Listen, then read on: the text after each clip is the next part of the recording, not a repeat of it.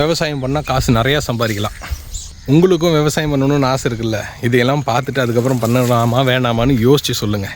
அடித்த காற்றுல இந்த மரத்தோட கலை வள மரத்தில் சாஞ்சிருச்சுங்க. பப்பாளி மரம் சப்போட்டா செடியை நசுக்கிட்டு அவரை கூடயும் க்ளோஸ் பண்ணிடுச்சுங்க. காட்டுக்குள்ளே என்ட்ராகும் போது எப்படி இருக்குது.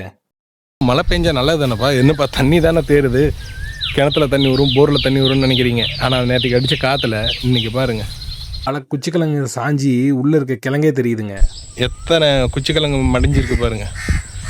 5 மாதம் உழைப்பை இப்படி மடிஞ்சு கிடக்கிறத பார்க்கும்போது எவ்வளோ கஷ்டமாக இருக்கும் தெரியுமா. கஷ்டப்பட்டு என்ன பண்ணுறது, ஒன்றும் பண்ண முடியாது. காட்டில் இருக்கிற மட்டையெல்லாம் எடுத்து போட்டுட்டு அப்படியே வீடியோ எடுத்து போடலான்னு பார்த்தாங்க. மழை பெஞ்சதில் இன்னும் ஒரு நல்லதுன்னா பக்கத்து காட்டுக்காரங்க மருந்தடிச்சிட்டு இருக்காங்க. மழை பெய்கிற டைம் மருந்தடிச்சா நல்லாயிருக்கும். எல்லாமே விவசாயிகளோட லாஸ் ஆஃப் பார்ட்.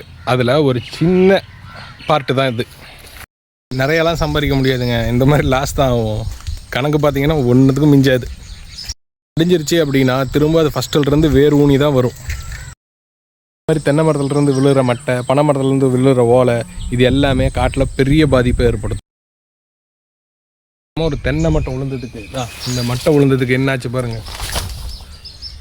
கீழே விழுந்து கிட்டத்தட்ட நிறையா குச்சிக்கிழங்கு பாதிச்சிருக்கு. இந்த மாதிரி குச்சி சாஞ்சிருக்கிறதுனால என்ன ஆகுனா ஸ்டெடியாக கீழே வளர்ந்துட்டு இருந்த கிழங்கு நின்றும்.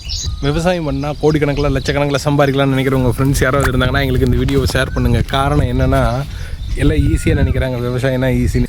சின்ன சின்ன காற்றடித்தாலும் பெரிய பாதிப்பு நம்மளுக்கு தான். இதுக்கு ஒரு நாள் பெஞ்ச மழைக்கு அவ்வளோ காற்றுக்கு இன்றைக்கி இந்த காட்டுக்குள்ளே எவ்வளோ லாஸ் ஆகிருக்குன்னா, இது வரைக்கும் நடந்த வெள்ளாமை செலவில் கிட்டத்தட்ட 3-3.5 லட்ச ரூபா செலவாயிருக்கு. இதில் கிட்டத்தட்ட ஒரு 80,000 வரைக்கும் அடி வாங்கும். இதெல்லாம் தெரியாமல் விவசாயம் பண்ணுறோன்னு வர்றவங்கெல்லாம் அவங்க ஃப்ரெண்ட்ஸ் அவங்களுக்கு இதை ஷேர் பண்ணி பாருங்கள். இதையெல்லாம் பார்த்துட்டு இன்னும் ஆசை வந்துச்சுன்னா தாராளமாக விவசாயம் பண்ணுங்கள்.